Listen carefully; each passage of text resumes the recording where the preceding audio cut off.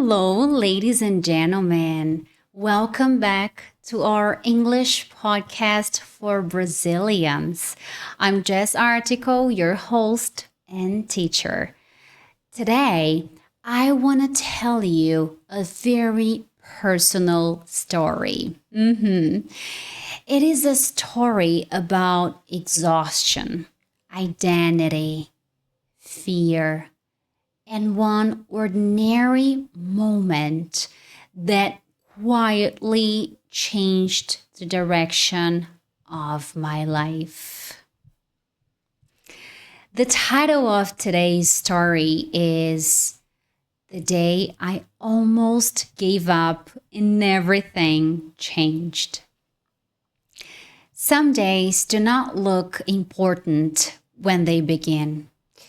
They do not arrive with dramatic music or big signs or perfect timing. Sometimes they begin with rain, with tired eyes, with a heavy heart, with the same routine you are already tired of living. And still, those are often the days that change everything.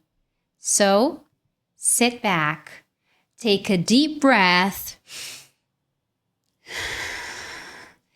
and imagine a gray morning, a rainy street, and a woman who looks fine on the outside, but feels completely lost on the inside.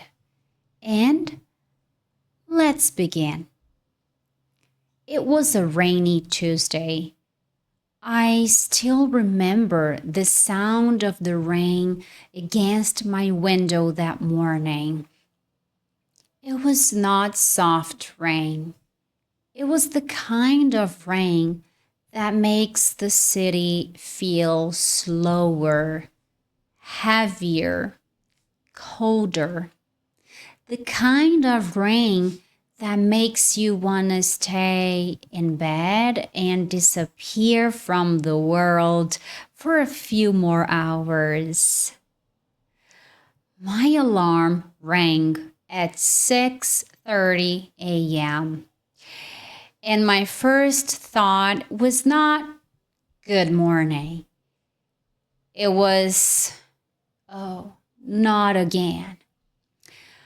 I lay there for a few seconds, staring at the ceiling, feeling that familiar weight in my chest. I was not tired because I had slept badly. I was tired because of my life. That kind of tired is different. It is quieter, deeper, and harder to explain. From the outside, my life looked stable enough. I had a job, I had a fixed salary, I had routines, I had responsibilities. I was doing what adults are supposed to do. But inside, I felt empty. I wanted something more, but I could not clearly define what that more was. A different job? More freedom? More meaning? More confidence? A completely different life? I did not know. I only knew this. The life I was living did not feel like mine anymore.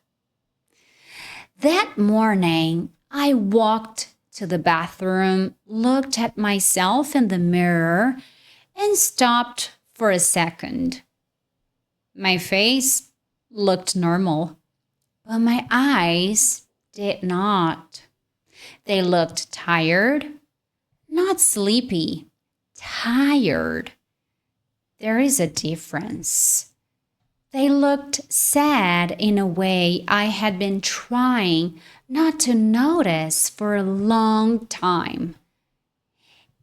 And I remember whispering almost without meaning to, "Is this really my life?" It was a simple question, but it scared me because deep down, I already knew the answer.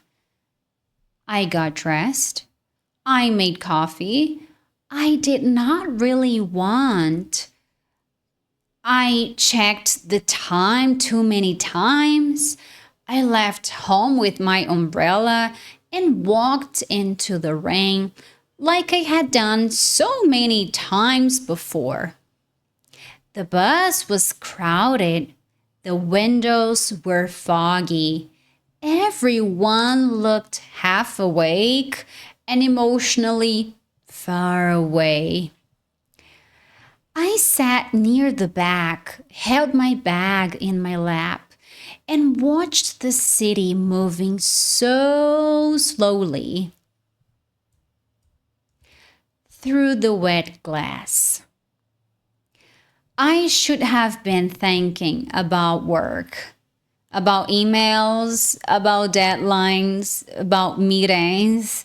Instead, I was thinking about escape. Not dramatic escape, just a different life. A life where I felt awake. A life where I did not feel like I was shrinking day after day. A life where I could actually hear myself again. When I arrived at work, I did what I always did. I smiled politely. I said, "Good morning." I sat down. I turned on my computer. I opened my inbox. I answered messages. I attended to small tasks that somehow always felt urgent. But my mind was far away. And maybe you know this feeling. Your body is in one place, doing what it has done 100 times before. But your mind is somewhere else entirely, pressing softly against a different version of your future, trying to get your attention. By lunchtime, I felt emotionally exhausted, and the day was only halfway over.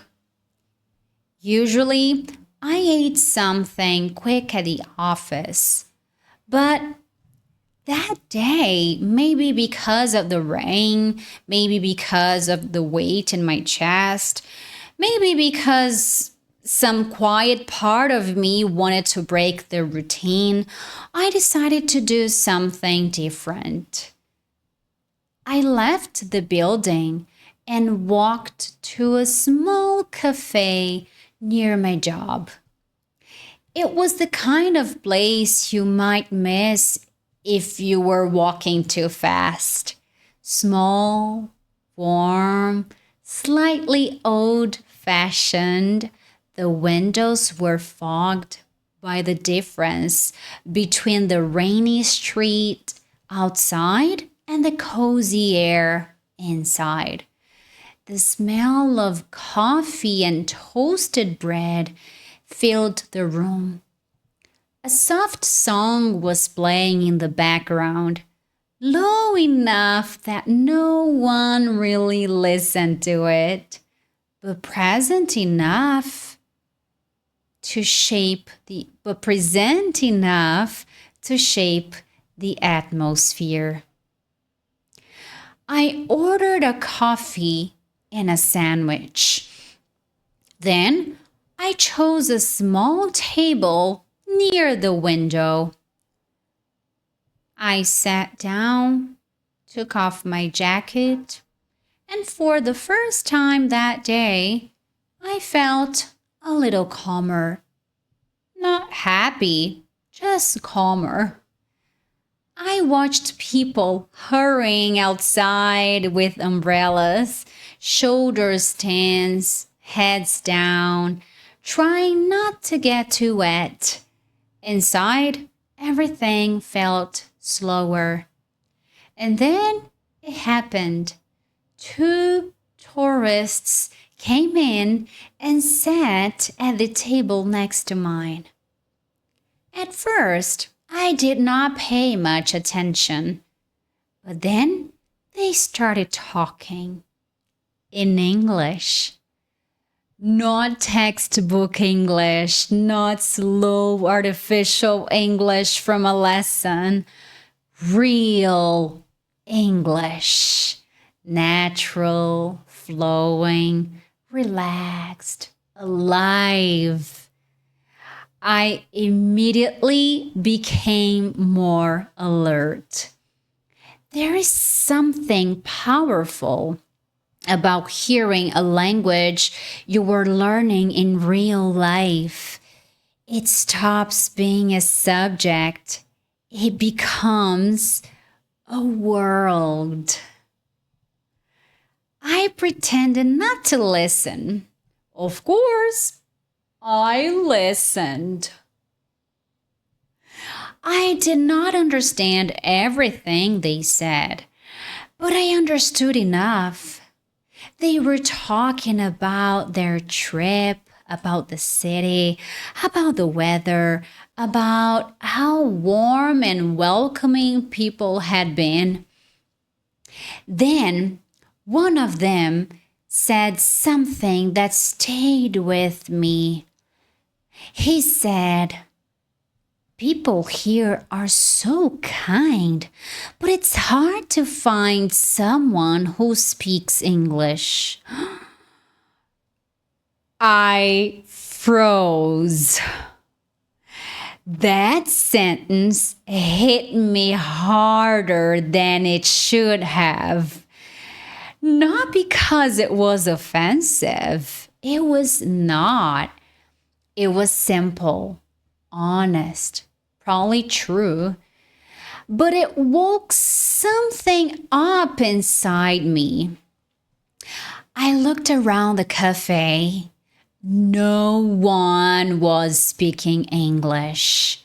No one was responding to them. No one was tapping into that space between worlds. And for one strange second, I felt like life had placed a question directly in front of me. What are you going to do now? I had 2 options. I could stay exactly where I was, look at my phone, and pretend I had not understood anything. Or I could stand up, walk over there, and try. Yeah, not perfectly, not elegantly, just honestly. Whew, my heart started beating faster. Immediately, the doubts came. What if I make mistakes? What if they do not understand me? What if I embarrass myself? What if I sound ridiculous?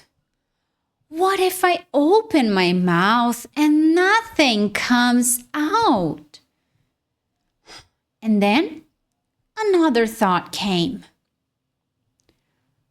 What if this is exactly the kind of moment I have been waiting for? Sometimes the biggest decisions in life do not feel big when they happen. Sometimes they feel incredibly small. Just standing up, just saying hello, just choosing not to hide. My feet stood up before my mind was fully ready. I picked up my coffee, mostly because I needed something to hold, and walked to their table. I smiled. Then I said, "Hi, sorry, I heard you speaking English." They looked up immediately and they smiled back. That smile changed everything because in 1 second, the danger I had created in my mind became smaller. I continued, I'm from here and I'm learning English. Can I help you with something? For one suspended moment, time slowed down. I was completely aware of myself, my voice, my accent, my breathing, my hands, my heartbeat. I was sure my English sounded awkward. I was sure my grammar was not perfect. I was sure I was making at least one mistake in every sentence. And still, they understood me. One of them smiled warmly and said, "Oh, that's so kind. Thank you." Kind. Not weird. Not embarrassing. Not bad. Kind. And just like that, a conversation began. A real one. Not a practiced dialogue. Not a classroom role play. A real conversation between strangers. We talked about the city. I recommended a few places they could visit. I explained which food they should try. I told them what area was safer at night and where they could find better local restaurants. Sometimes I paused to think. Sometimes I forgot a word. Sometimes I used a simpler phrase than I would have wanted. But they waited. They helped. They smiled. And the most important part is this. The conversation kept going. Because communication is not built on perfection. It is built on movement, on effort, on willingness, on not stopping just because something is imperfect. At one point, one of them asked me, "So, what do you do?" It was such a normal question. And I opened my mouth, ready to say the obvious answer. I work in an office. That was my reality. That was the safe answer. That was the answer I had given many times before. But something very strange happened. Before I could say it, another sentence came out instead. I heard myself say, "I teach English and I help people feel confident when they speak." The second I said it, I felt it. A shock of recognition. Not because it was technically true in the formal sense, but because it was emotionally true.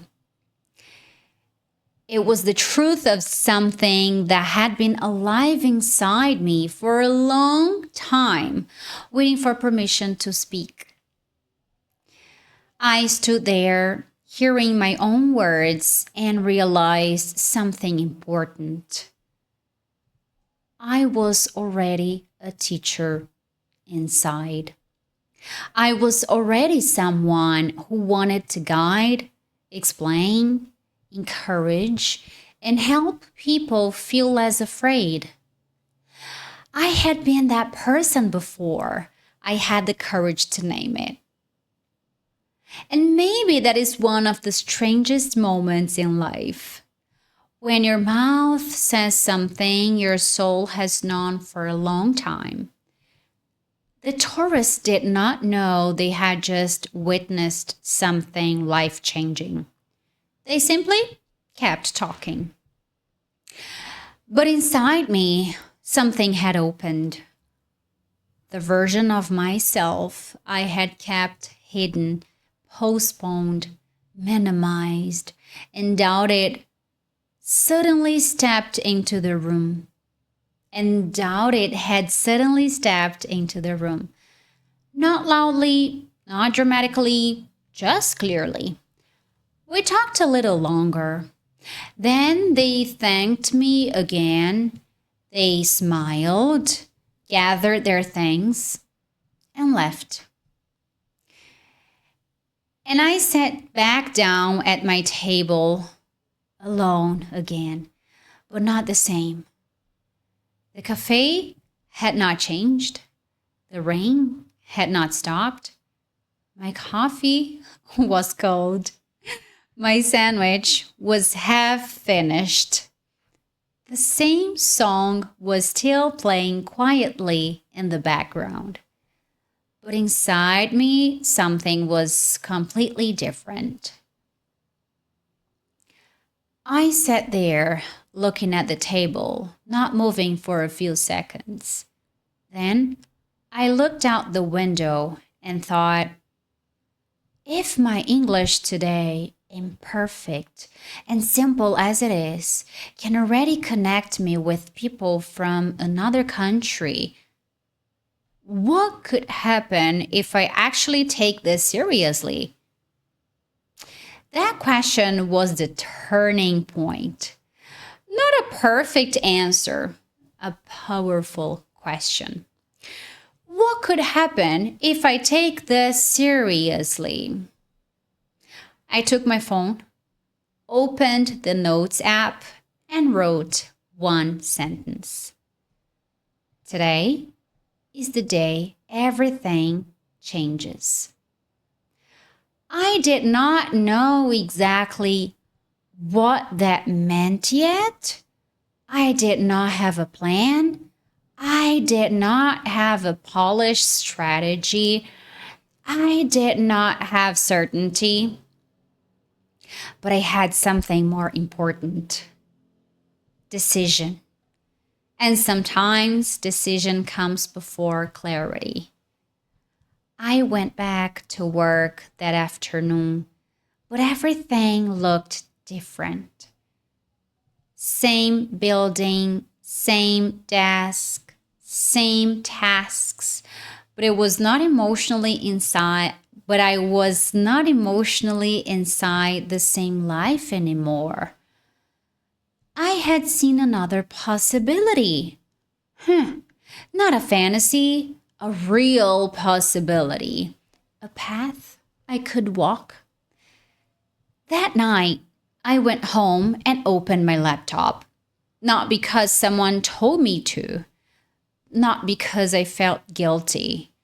Not because I was trying to be productive. Because I wanted more. And for the very first time in a long time, that desire felt clear. I searched for listening materials, stories, lessons, vocabulary, speaking tips, pronunciation practice, everything I could use to strengthen my English. But this time, the energy was completely different. Before, English had been something abstract, something useful, one day, something connected to improvement in a vague, distant way. Now, it felt personal, urgent, alive. I was no longer studying just to improve my resume. I was studying to change my life. That changes everything. When a language becomes connected to identity, not just information, your energy changes. Your attention changes. Your commitment changes. And that is exactly what happened to me. Over the following weeks, I started studying with a different kind of seriousness. Not with pressure, with purpose. I listened more. I repeated more. I paid attention to phrases people actually used. I practiced speaking out loud. I noticed how much fear had been hiding inside my silence. And little by little, I stopped waiting to feel ready. I started using English before I felt fully prepared. That decision changed me far more than another 6 months of passive studying ever could. Then something else happened. A few friends started asking me small questions. How do you say this? What's the difference between these two expressions? Why do native speakers say it like that? At first, I answered casually. Then more people asked. I began explaining simple things, sharing tips, clarifying patterns, and I noticed something I could not ignore. I loved it. I loved the moment when confusion became clarity in someone's eyes. I loved making English feel less intimidating. I loved showing people that they did not need to be perfect to begin. And maybe even more than that, I loved seeing them relax. Because when someone relaxes, they learn better. That feeling was stronger than anything I had felt at the office in a very long time. It was stronger than routine, stronger than salary stability, stronger than the false comfort of staying the same. A new identity was quietly being born. Not employee in an office, not person trying to survive the week, not someone who wishes life felt different. Something else, something truer. Little by little, I began to understand that the rainy Tuesday was not powerful because I spoke to tourists. It was powerful because I stopped abandoning myself in that moment. That was the real change. I stopped acting like the smallest version of me was the only version available. I stopped asking for permission to be who I already was inside. And none of this happened because I became perfect. That is the part I really want you to hear.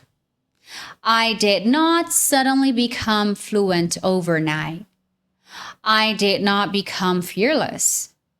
I did not magically transform into the most confident version of myself in one afternoon. No, I simply had one honest moment of courage. And one moment of courage can change your relationship with your future. Because After that, you know something you did not know before. You know you were capable of more than your fear was telling you. And once you know that, it becomes very difficult to go back to the old story. Sometimes I think about that version of me on the bus that morning. Quiet, tired, numb, thinking, not again. She had no idea what would happen later that day. She had no idea that one cafe, one overheard sentence, and one simple hi in English will become the beginning of a new chapter. That is why I believe we should be careful with ordinary days. Because ordinary days are often carrying hidden doors. You do not always know which conversation will wake you up, which moment will reveal your strength, which sentence will show you who you are becoming. And maybe that is where you are right now. Maybe from the outside, nothing special seems to be happening. Maybe you were listening to this while washing dishes, sitting on the bus, walking outside, or doing something completely normal. Maybe your life still looks exactly the same, but inside, something may already be moving. Maybe you are at the edge of your own turning point. Maybe you're more ready than you think. Maybe your English, even now, is more alive than you realize. And maybe the life you want does not begin when you feel perfect. Maybe it begins when you decide not to hide anymore. That rainy Tuesday did not change everything because life suddenly became easy. It changed everything because I finally saw a different version of myself and believed her.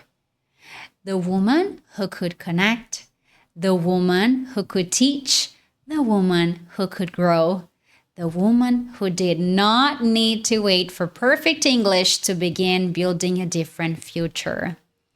That woman was already there. She just needed one brave moment to step forward. So, ladies and gentlemen, maybe today is your rainy Tuesday. Maybe this is the day you stop treating English like a school subject and start using it as a tool to change your life. Maybe this is the day you stop saying, one day when I'm ready, and start saying, I'm ready enough to begin. Because that is how things change. Not all at once, but truly. If you are already at an intermediate level and if you've tried everything, but you still feel stuck when it's time to speak, I have a structured path to help you finally unlock your English speaking faster. Click the link in the description below and come study with me. Thank you for listening. And remember, sometimes one simple hi in English is not just a sentence. Sometimes it is the beginning of a new life. I'll see you in the next episode.